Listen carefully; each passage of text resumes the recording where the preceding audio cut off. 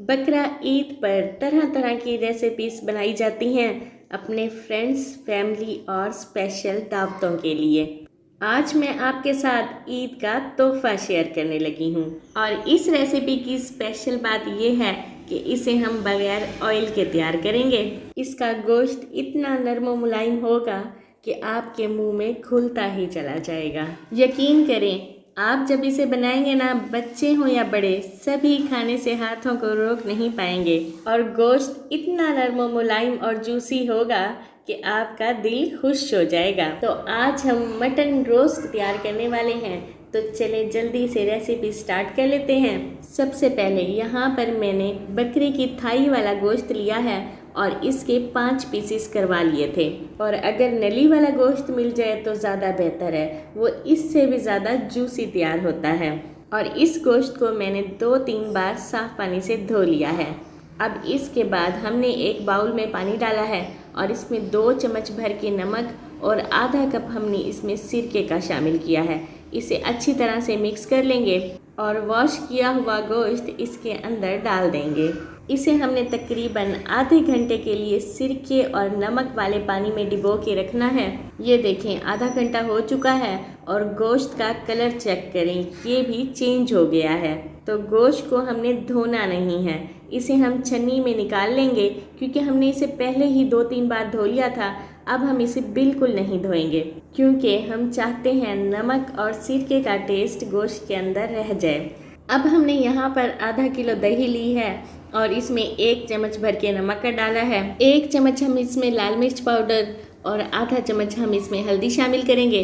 1 चम्मच गरम मसाला, 1 चम्मच काली मिर्च पाउडर और 1 ही चम्मच हम इसमें सूखी धनिया शामिल करेंगे और 1 चम्मच अदरक लहसुन का पेस्ट, थोड़ा सा फूड कलर, लेमन जूस और सोया सॉस शामिल करेंगे।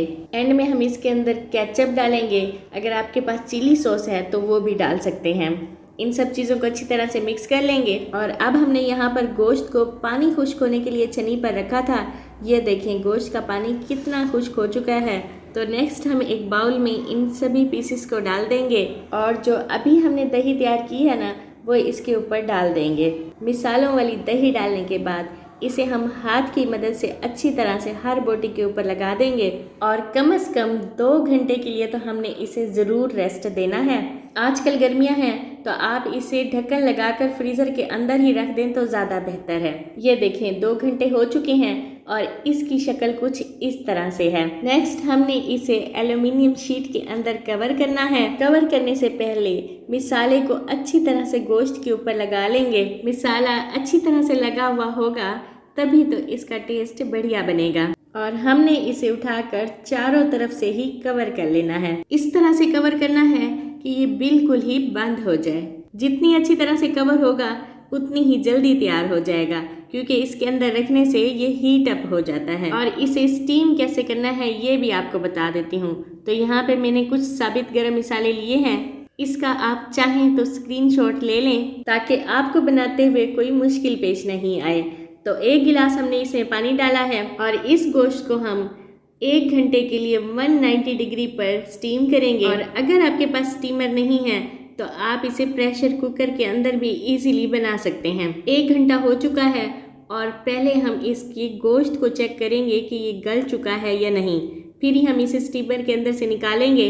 ये देखें, गोश्त बिल्कुल गल चुका है और अब मैं आपको इसे बाहर भी निकाल के दिखा देती हूँ कि ये कितना सॉफ्ट और जूसी तैयार हुआ है।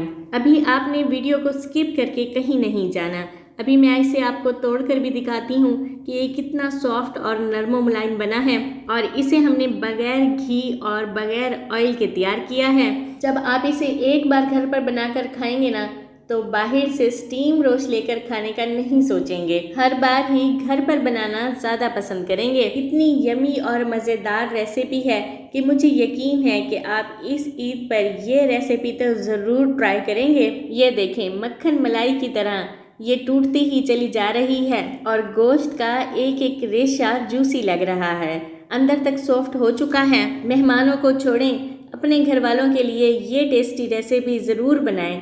सभी आपके फ़ैन हो जाएंगे। अगर आप सभी को मेरी रेसिपीज़ पसंद आती हैं तो जल्दी से मेरे चैनल को सब्सक्राइब कर लें, लाइक और कमेंट्स कर दें और बेल आइकन को ज़रूर प्रेस कीजिएगा ताकि आने वाली वीडियो की नोटिफिकेशन सबसे पहले आपको मिले।